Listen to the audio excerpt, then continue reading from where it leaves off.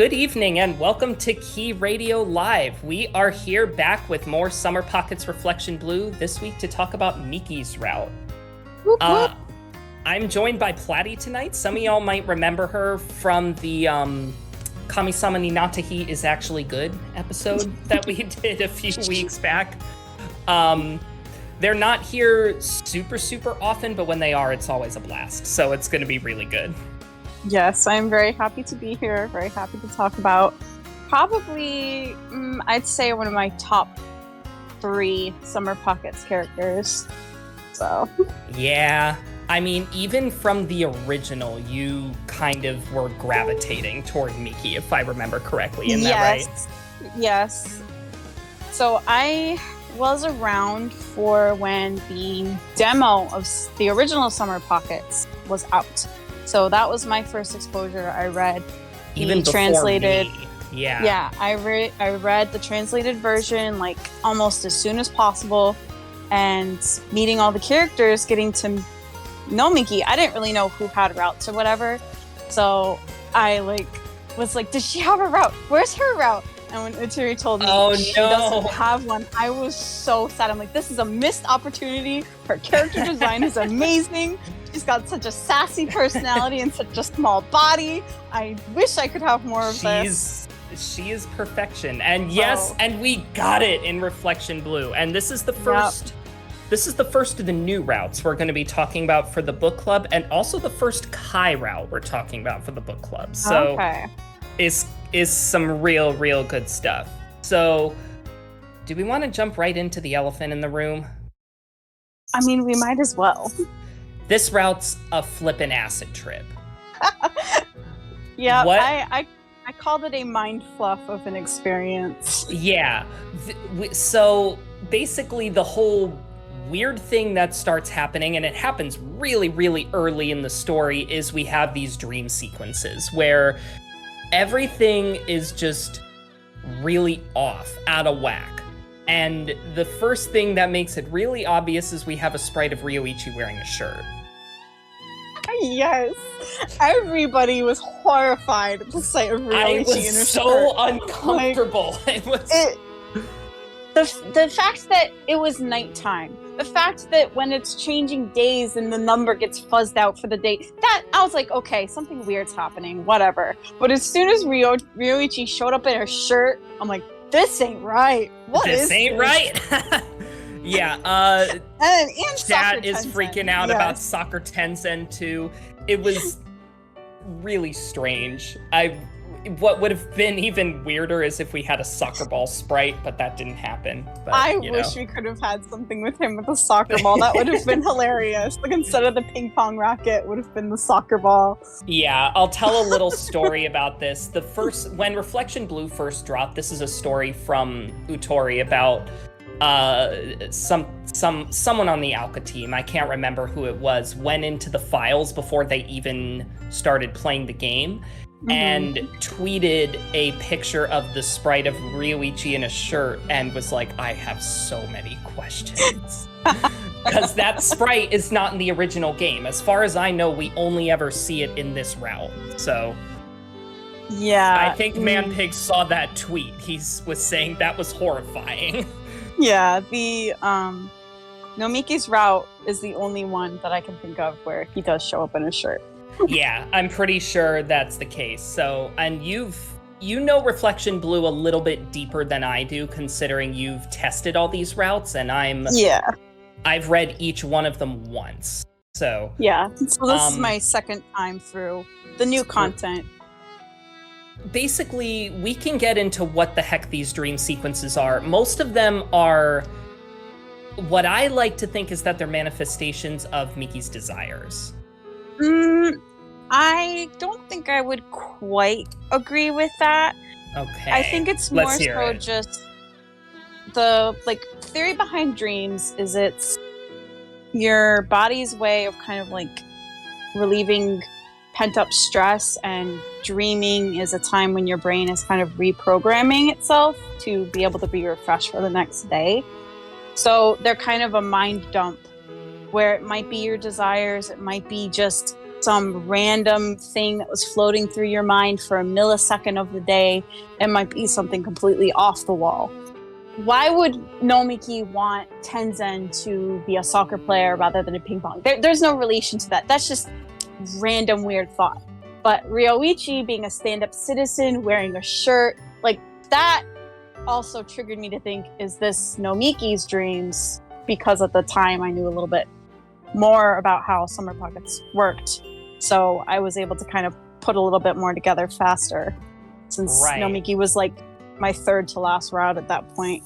But I think anything that relates to Hairi in the dreams, that is more centered on her desires. Uchu. Because you'll follow the progression of the dreams, have this really good like smattering of their interactions during the day, then how that influences the night.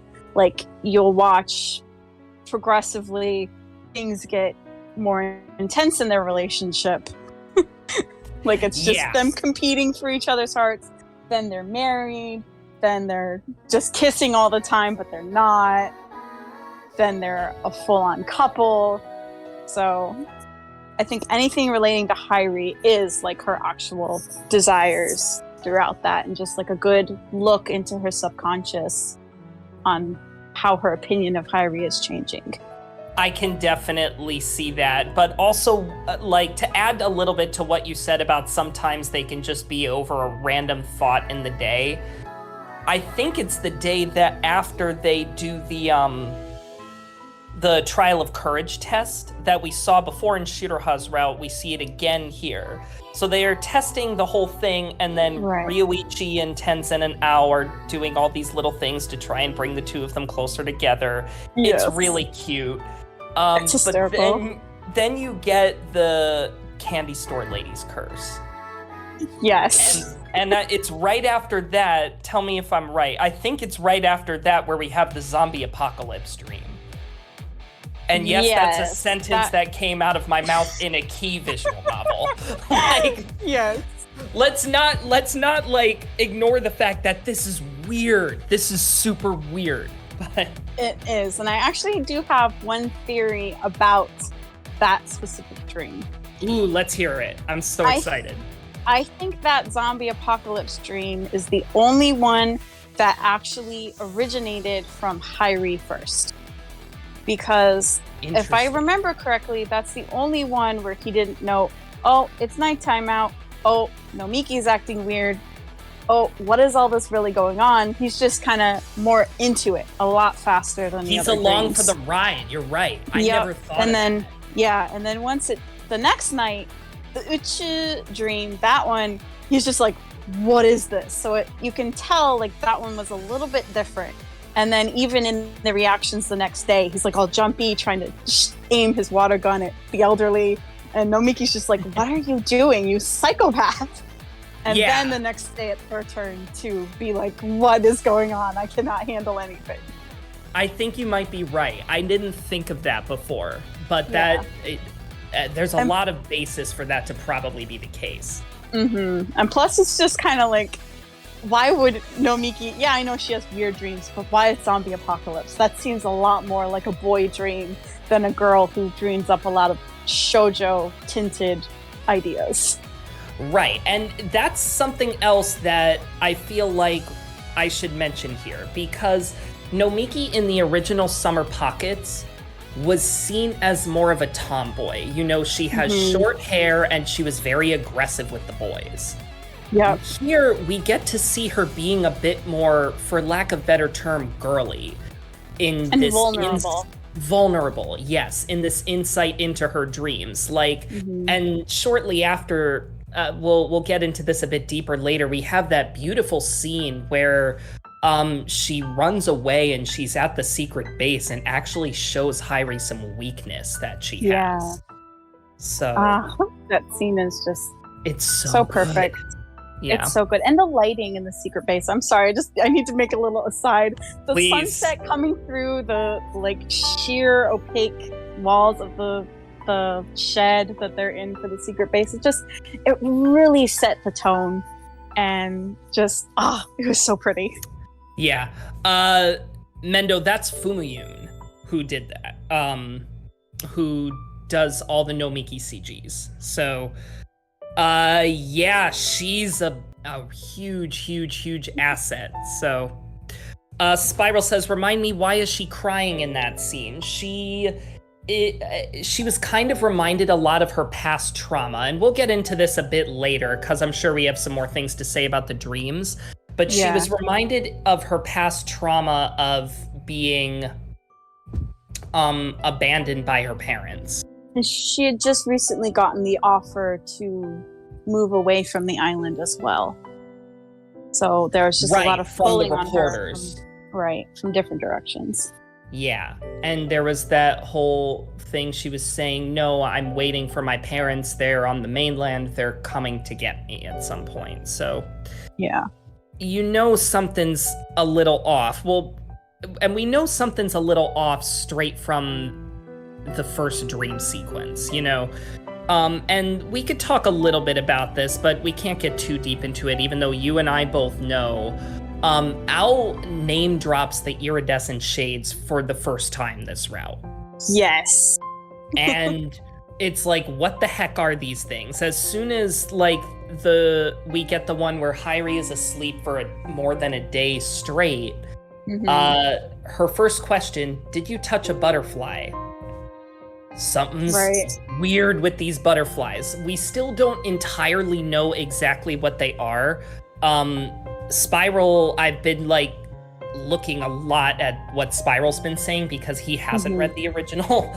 And he's like, I didn't get any of that. And I'm like, okay, so that kind of answers that question, that it's just giving you more little pieces of what we can expect from the iridescent shades. Yeah, Owl's understanding is that these butterflies contain memories, which it's kind of complicated because memories, you think of that as something that's past.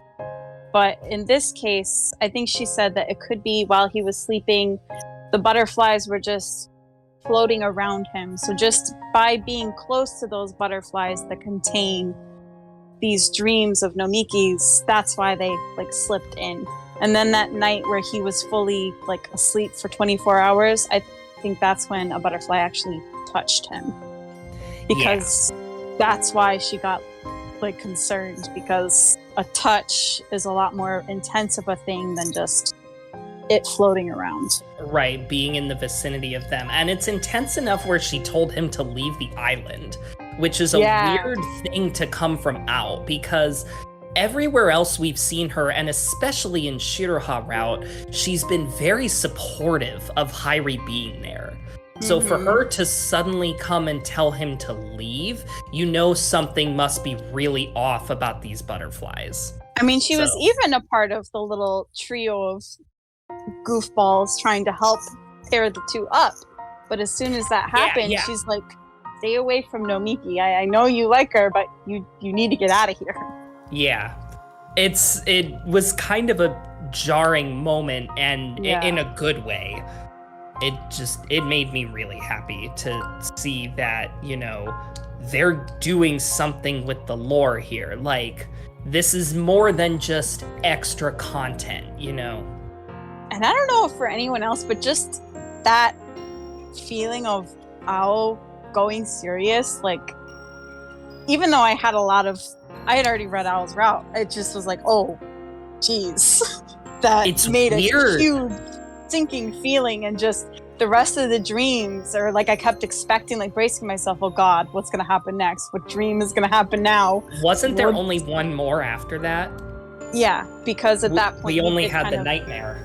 Yeah, he kind of distanced himself, and things went to the point where they were focusing more on what was happening then in the dreams.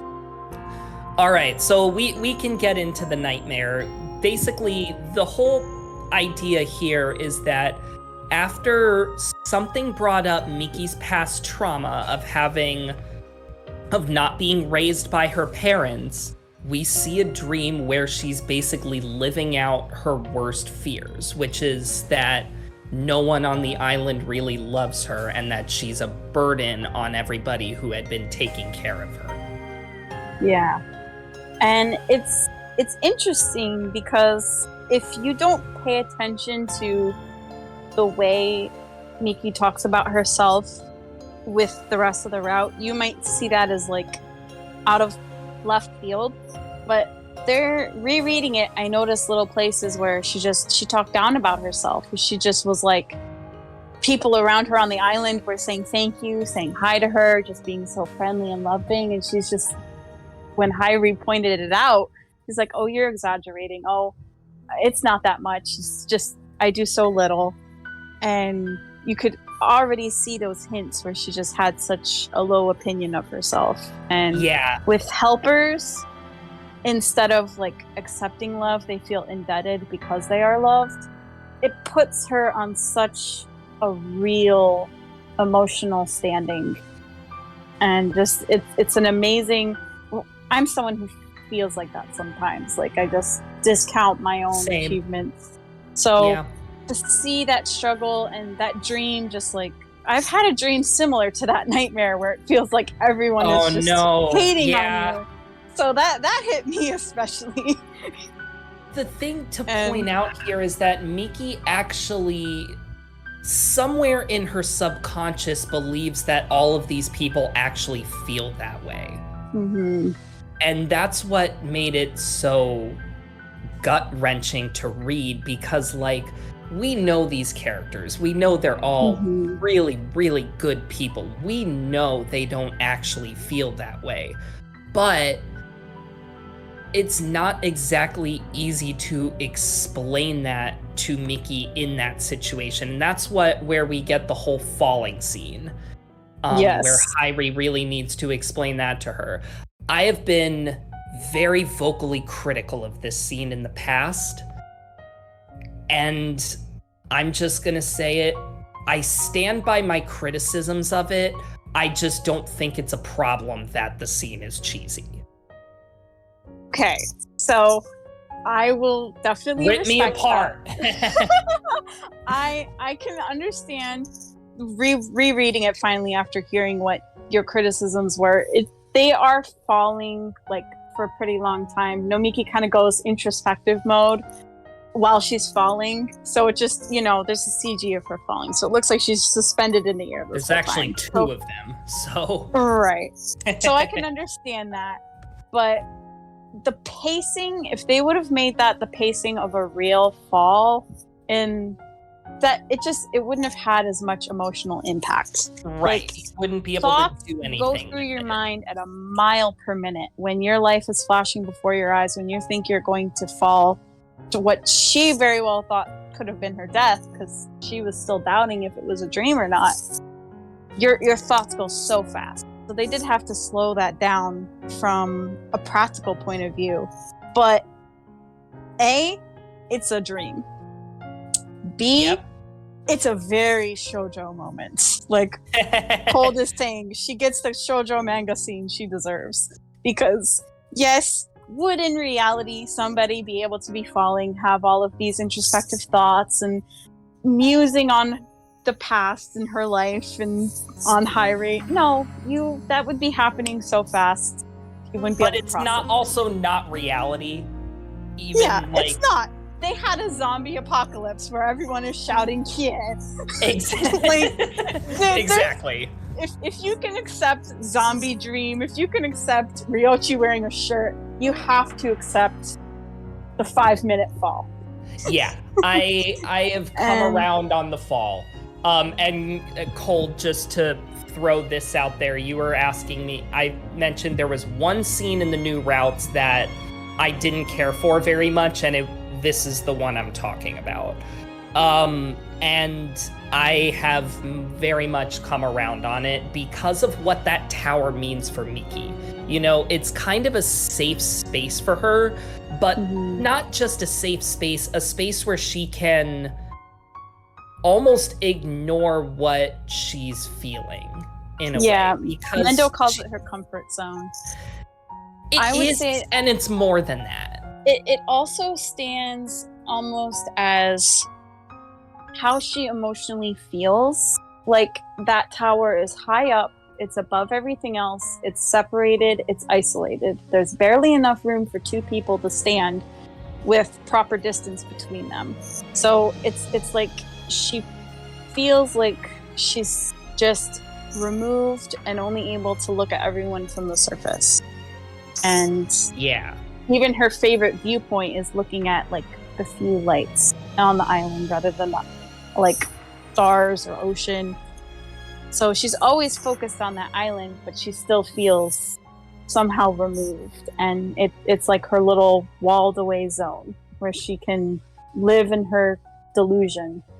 It's also worth noting that, like, piggybacking off of what you said, living in her delusion, she's also looking away from the island, waiting for her parents, you know? And of course, we know, like, we've looked at her parents in the sense that they are, you know, they didn't abandon her because they didn't love her. They abandoned her, and even that word abandon kind of has such a bad connotation here because they left the island to protect Miki, because they kind of threw themselves into the line of fire in order to protect the freedom of Tori Shirojima's people. Yeah. And like, yeah, they kind of glossed over that point. That's a criticism I've heard people say too. But also, the story of Miki's parents, I don't think is meant to be at the forefront here. I said in my review that we're not meant to cry at the situation with Miki and her parents. We're meant to cry that she doubts her worth as a person because of it. Okay, I actually have a paragraph from my review that kind of relates to that, so I might just go ahead and read that now. Go for it. Let's do it. So, the shining feature of this route is not the dreams or the twist about the reporters. It isn't even about the article that she is trying to help write for the island itself. It's about the heart of the island. And for me, that's the very people inhabiting Tori Shirojima. Emphasis is put on Miki feeling indebted to the islanders for all they've done, later revealing she actually feared they actually resented her for being an abandoned child. But in reality, she was the child of the two who helped save the island's heart, the people, from being ripped away. Those old enough to know what happened probably felt a certain debt to those two, but that was not even their motive. Everyone simply gave a part of their hearts, showing that love is never halved, but multiplied, and all are welcome to join the island family. They are there to support, to uplift, to feed, to laugh with, to cherish all who step onto their land, and this route makes you really feel that bond, especially through the epilogue, which is absolute perfection. Yeah, we are going to be saying that line a lot. The very last line of the route, Manpig calls it top 10 key lines. They're all my family. Yes. Oh, that just sent chills down my spine remembering it. Right? It's so good. It was not an epilogue that necessarily was needed. Like, Nomiki's route could have stood on its own, but it just sealed the deal so perfectly and just sent that punch right home. Yeah, and I'm generally not a fan of epilogues. I've mentioned this before, and it's been a big point of contention between me and Manpig. In Miki's route, I think it works for the simple reason that I always like ending on an emotional high. And Miki's route does that. I would say it's one of the best in the VN for doing that. Yeah, so. As Cold was saying, that family moment was cooking for a while. Like, in the other routes, you see how, you know, every once in a while, like three or four of the characters will come together to help one of the heroines, help Hyrie, whatever. But we see it we talked about it in Shiraha route last week, where they're trying to stop her deadly premonition Right. But this was a time that more than that showed up. The kids showed up, the parents showed up, the Islanders showed up, Hyrie showed up, everybody for a final, like, just perfect conglomeration of the love and payback for what Nomiki's parents did for the island. It just, I still have goosebumps talking about it and thinking about it. Same. It is the embodiment of the island in a nutshell, like Mendel said as well. And what Summer Pockets is trying to be here, you know? Yes. We mentioned, and this will lead into what Utori wants to say, so I'll play their interview shortly. It is kind of a story of found family here. And we talked about it a bit with Shiroha Rao, and we're going to talk about it with a whole bunch of these stories. And Miki's story is definitely one that really shows that bit of it. I would hang Nomiki's route on a wall and put it in the encyclopedia for the trope of found family. Like, this is found family to the perfect It is extent. it is the biggest theme of this route, definitely. The embodiment. Yeah. Really and then there's there's the theme of self-worth here too, which we touched on a little bit. But Miki learned a lot here about how the Islanders really see her, and she was shown in no uncertain terms in that epilogue that people love her, and she deserves to be loved. And actions, as always, shine better than words. And Absolutely. That was the perfect act of love and heart. Sasuga Kai, man. All right. Since it relates, we'll take a short break here. I'll play my interview with Utori that I recorded yesterday, and then we'll come back and talk a little bit about that. Alrighty.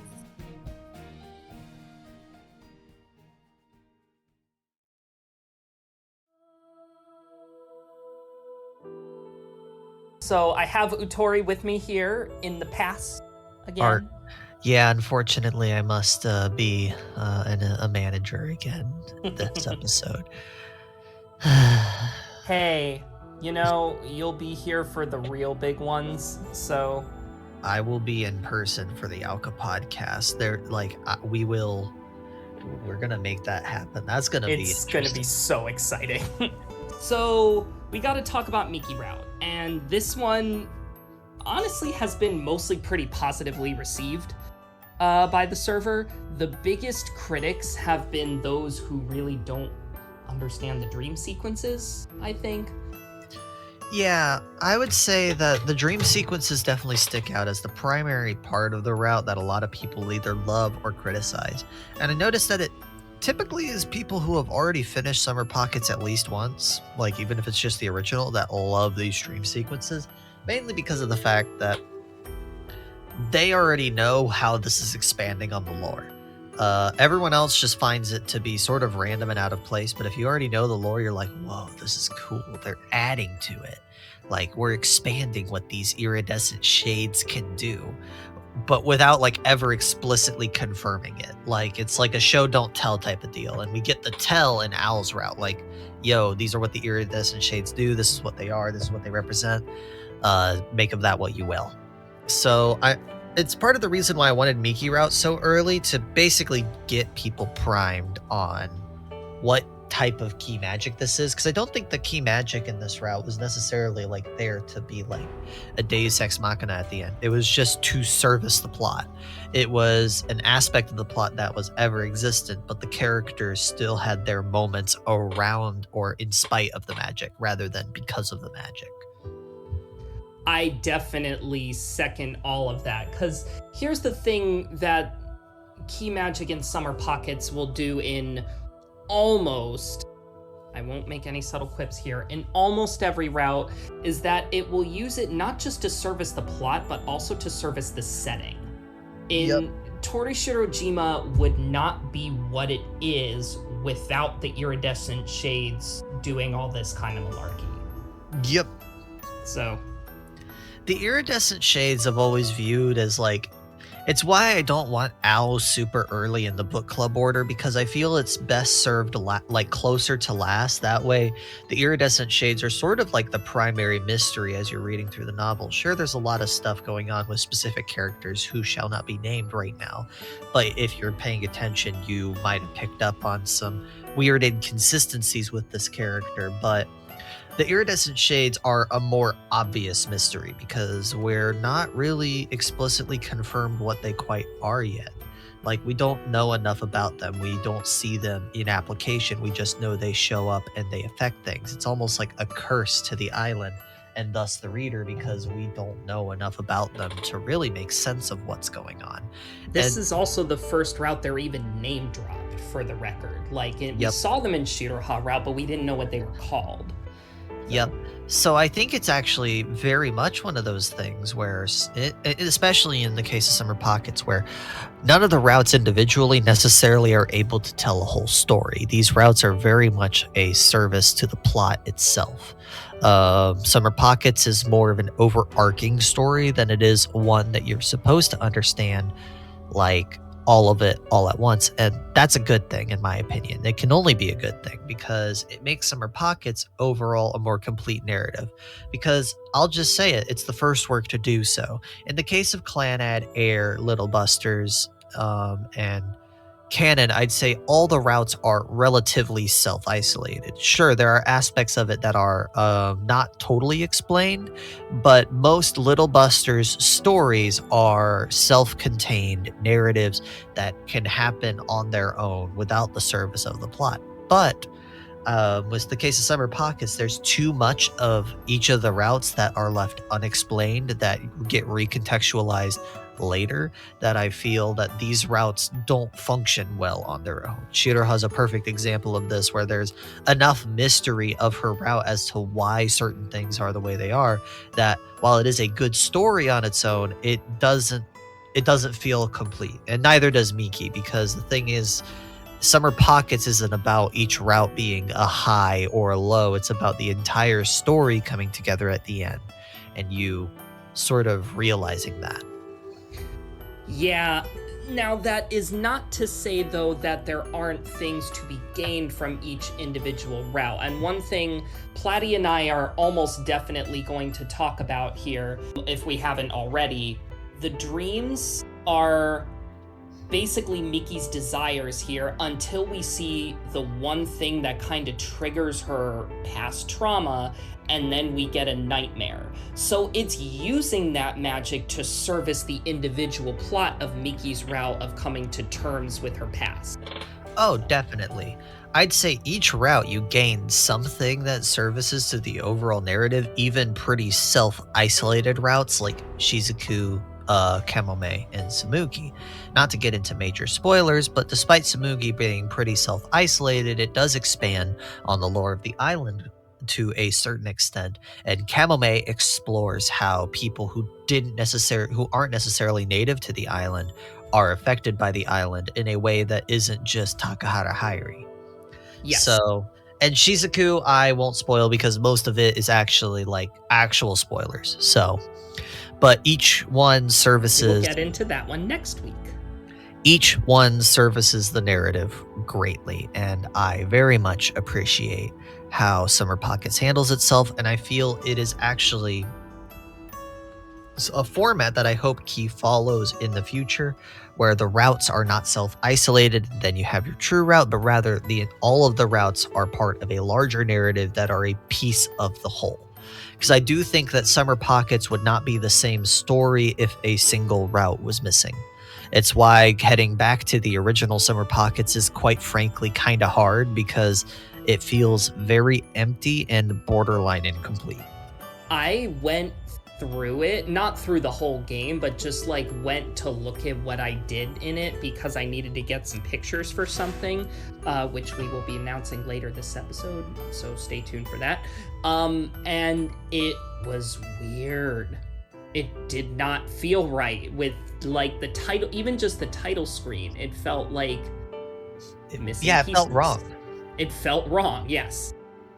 It is why I do wholeheartedly believe that Summer Pockets is a first for key visual novels where like you could not remove any route and it feel right, because each route sort of is a part of the story, even though these characters don't necessarily remember what happens in the route.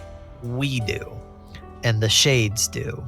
So it's like a pretty cool aspect of the story that I feel like you'll get to see more of it, is that all of a sudden you're like, wow, this is just adding more and more to this island, more and more to these characters. I am in love with seeing how this story unfolds. And then by the time you get to Alka Pocket, sure, it is the true story. It's the final canon ending, but all of it mattered up until that point. Because like in Clanad, I'll just say it, like you go through each of the routes, and while they matter because of like small things, really you could go through Clanad, and if you just removed like the need for the like hunting each of the routes, you could go through Clanad and Nagisa's route and After Story to a certain point and get a open and closed story, pretty much.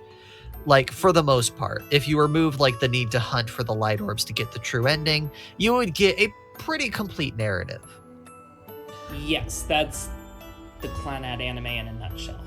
Yeah, but Summer Pockets is not like that. You can't really necessarily go through like from Kamen to Shiraha to Alka Pocket and have a complete story. You're going to be missing things. You're going to be missing character development that is essential. Characters that develop outside of Shiraha's route, like Ryoichi, Tenzin. You're going to miss parts of the island, like with Shiki, that reveals an entire part of the island's history. So, and Miki sort of shows this. Sure, we got a lot of island friends time in Shiraha's route, but the moment that I feel is really telling is that Ryoichi and Tenzin are honestly far more developed in this route, because they're closer to Nomiki. This is them at their best because of the fact that it really shows how much it wasn't just Shiraha they treated like family. It was Miki. It was everyone. The lengths that these boys will go through for their family is actually very heartwarming, and it's an essential route for everyone on that island. And we're probably going to be saying this line hundreds of times throughout this episode, they're all my family. The very last line of the route really just tells you everything that Miki route wants to be. And honestly, I'm super happy about that, because that also includes Hairi. Yeah. Like, she treats Hairi as if he's family, and that's a very big deal because of the fact that Hairi walked onto this island not even really feeling like he was family with his actual blood relatives. So it's one of those things where it's like, yeah, no, Hairi goes through some key character development. Hairi honestly goes through key character development from where he starts in any route. Shiraha, he didn't want to waste much time, but then he realizes that it's okay as long as it's time that you spent enjoying. And Miki's route, you see that he did not feel like he had a family, but by the end he was able to call Miki his family along with the rest of the island. And Shizuku's route, I can't really spoil whatever. I feel like this is gonna come back every episode. When Hairi consistently develops, yes. I feel a different aspect of Hairi develops every single route. Like, it's almost as if every route we go through, we get to see a new facet of Hairi. And altogether, because Hairi is a protagonist, by the time we get to Alka, we've seen every aspect of Hairi. And while sure, he doesn't remember the development, we do, and thus we see him as a completely different character than what we see of him at the start of Common Route. Any other thoughts to add on Miki, or? Not necessarily the route itself, but this is the first route that was written by Kai that we are seeing in this group watch, and I will just say that's true. Kai's great. And I think part of the reason why Miki's route is so good is because Kai himself has been with Ki since Air. He's witnessed the flaws of Ki, and heck, he's made a few flaws himself. I mean, he did direct Harmonia after all, and Harmonia is no saint. And I'll sure, keep my opinion to myself on that one.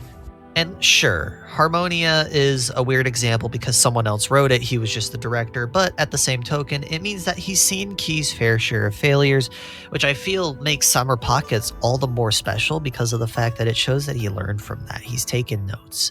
He's been willing to change his writing style because even though I can tell that Kyo and Ryo Route and Summer Pockets are both written by Kai, they're very different. And I think that's great. It shows development as a writer, and it's why I'm glad that Maeda is also different than what he was doing in Air, because HBR and Air are two completely different ends of the spectrum, but it shows that Maeda is willing to change and develop. As we all should. Key stories should not be doing the same thing they were in 2000. I think this is getting a bit off of Miki's route, but just my general thoughts on the change of Kai. And he wrote the lyrics of the true ending, which I won't get into too much because it's not the True Route's top podcast. But there's a lyric that the entire theme of that true ending is the theme of growing up and changing. And one of them is the parallel where there's one line where it's talking about, oh, I mount my bike and I can barely get on, and I try to struggle up the mountain as a kid to get some Ramune. And then there's, at the end of the song, it talks about how I've grown up now, I've changed, and the same sights haven't. And I feel that's sort of the case with like Key in Summer Pockets. Key's grown as a company. They've changed a lot, but at the end of the day, it still feels like Key, and the Summer Pockets is the perfect embodiment of that thematically.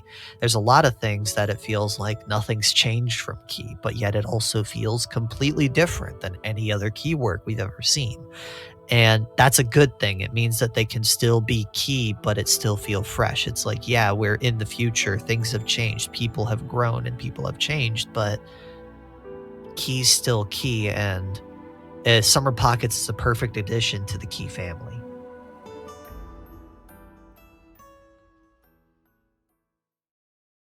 All right, so Platy was, I have to call you out a little bit, screaming in the chat about how Utori said a bunch of stuff that Platy wanted to talk about, but... Like, I was already formulating and like glancing over to make sure I had touched on everything from my review. I'm like, oh, I didn't talk about Hyrie. Let's talk about Hyrie. So yes, I agree with you, Hyrie. There is different development for him for each route. And I was going to say, I'm starting to try to pay good attention to that because Hyrie kind of got left by the wayside because I got so into the heroines on my first read. So this time, I had a little paragraph about what Hyrie went through with this route. Okay, I didn't make a point to write about that, so I want to hear that because I do think I agree with what you're about to say, but I didn't make a point to think too deeply about it, and yeah. I wish I did. So go for it. It's a little different from what Utori said, so it's not just me saying exactly what they just said, but hey. So Hyrie did get different development than he did in Shiro's route because, like I said, when I reviewed, that was kind of, I actually don't remember what I said. You can go back to the previous episode if you want to find it. I read it. Yeah, exactly. So this time he found purpose. And there were several different ways that he found purpose. At the beginning, it was just him being Nomiki's deputy around the island. Like having the little hydro caliber, whatever, on his side. It gave him something new to feel like he was responsible for, because part of what we learned in Shiroha's route was that, he had his failure on the swim team, and so like he just aimed round causing trouble for a year. So coming off of that to have something he was put in charge of and a goal for each day, that is so good. Mm-hmm. There was just a line in there in one of the days where he was just like, you could tell he felt so charged, so amped and ready to do this. Like this was his new mission. He was so pumped to do it. So helping Nomiki keep the peace, as well as planning the article, looking for the positives because he had the view of an outsider. It gave him confidence. And that was something he really lacked. Just, after having a failure, that gave him the exact kind of confidence he'd need to help Miki and have a reason to want to go home and put his life back together. Because, it wasn't a lot about him throughout this route, but it did give him a chance to put his efforts towards another person's problems, focus on somebody else rather than himself. And that is a really valid way of healing from your own personal failures. Absolutely. To uplift someone else, have a reason to live outside of yourself.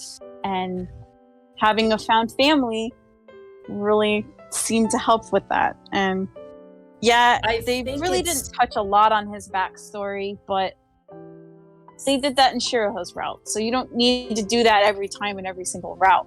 But I still think it's a good, valid way for him to have some development. Yeah, I definitely agree with all of that. And I think it's worth paying attention to here.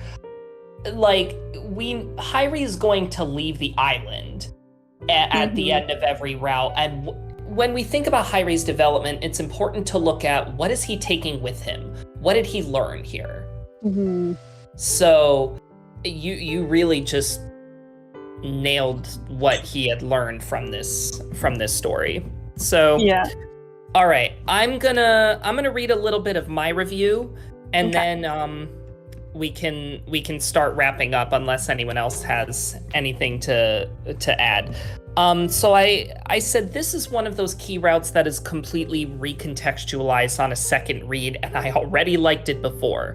I obviously can't get too deep into what we know about the iridescent shades and how they work with dreams because those are spoilers for later routes, but the dreams themselves did their job insanely well. I also want to point to the sound direction in the dreams. Visually, everything is totally strange, with it being night during the day, the date marker being all screwed up, but the music and the sound effects are the same ones for any other normal day on Torishirojima. And I love that. It almost makes it more creepy since some things are just completely normal to the characters in the dream world. And it's clear that the wacky scenarios Miki is coming up with, for the most part, all revolve around Hyrie because girl is also kind of a wuss just like him. She's never really had a crush before, but then as soon as something triggered her trauma, her dreams turn into nightmares, and all of the lingering questions Miki had about her self-worth because she didn't have any family on the island all came up for her. It's just brilliant writing, and for sure knowing for sure where everything is leading made everything worth it. So we talked about this before, but was the falling scene a cheesy anime trope? Yeah, but I don't really mind.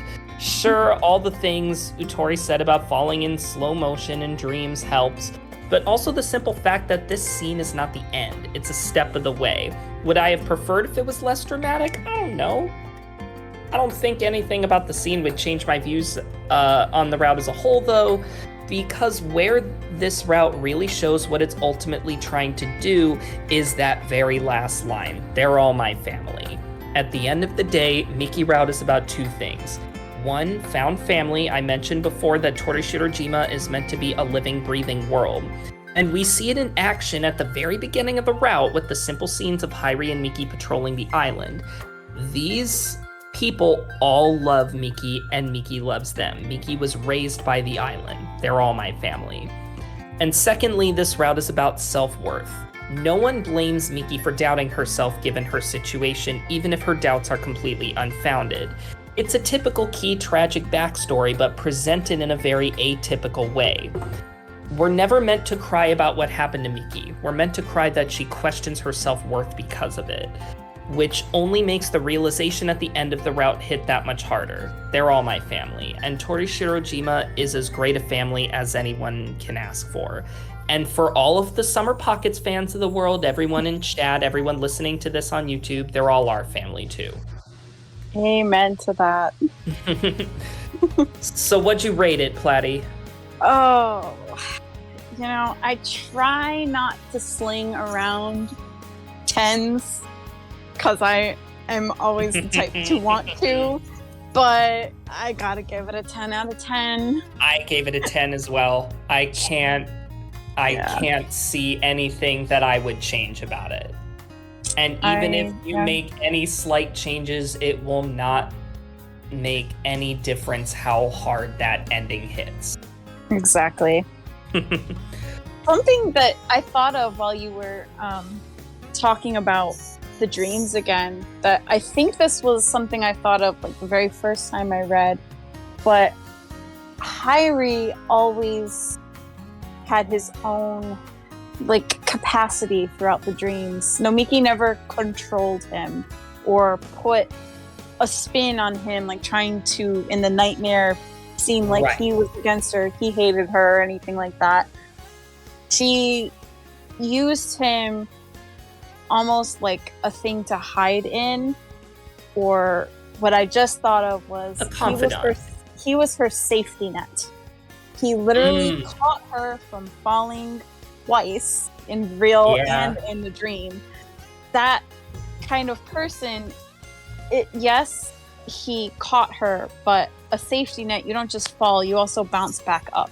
So he helped catch her and help push her back up to standing up against those fears and pushing forward into reality and facing it head on. That's where we get that beautiful scene with her calling out to the reporters from the tower. Yes. So I just wanted to make sure that got a little highlight in there because... Oh, yeah. I'm glad you did. Great. He's not just somebody for her to hide behind. It's somebody to catch her when she needs it and push her back to where she needs to be. Right. Man, this route is so good. It is. All right. So, I think we can wrap that up and I can get into the announcements, if you're good with that. I'm good with that. All right, here we go. Some exciting stuff. I have 5 prize packs that we will be giving away at the conclusion of the book club. I'm going to talk a little bit about what the contests are, but there are 5 prizes for 3 different contests. So I'll start with the ones that everyone already probably knows are coming. The Endless and Extreme Mode Table Tennis awards. So the Table Tennis awards are pretty simple. Whoever has the top spot in each category at the end of the book club will receive a prize pack. So the winner of the Extreme Mode one will receive what I am calling the Umi prize pack, and I'm going to put these images in chat. So the Umi prize pack is the Summer Pockets OST, a musical keychain that is really, really cool, and each of these 5 prize packs also has a mystery item, which I will not reveal what it is. Exciting! Woo! So the and then the one for Endless Mode will be the Shiroha prize pack, which is a miniature art book, and the Swallowtail Arrange album, and a mystery item as well.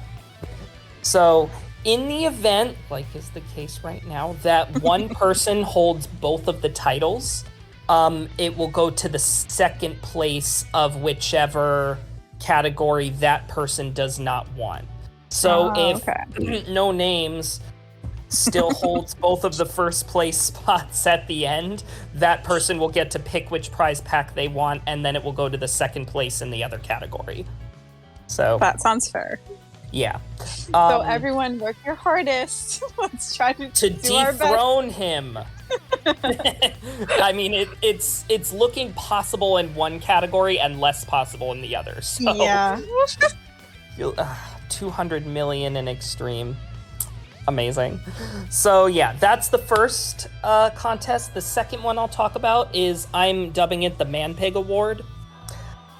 Basically, it is an award for whoever writes the best Manpig said the what? For someone to write a Summer Pockets review. of their Oh. favorite route, because Manpig is a reviewer, so thus the name. Okay. The key keepers will look more favorably upon positive reviews than critical ones. I'm just going to say that right now. So I recommend, if you're submitting one, pick your favorite route.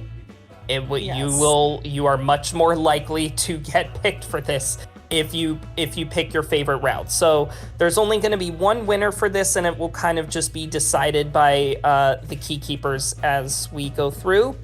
That person will win the Kamome prize pack, which is a massive Kamome acrylic keychain, a Summer Pockets Reflection Blue acrylic coaster, and a mystery item. That's that one. And then finally, this last contest is the one I am most excited about, the Everlasting Moment Awards, and there will be 2 winners chosen for this one. So, the Everlasting Moment Awards is related to something that some of you may not have seen yet, but after you clear the true routes, which almost everyone is going to clear the true routes early, except for me, let's be real. Maybe, I don't know. Yeah.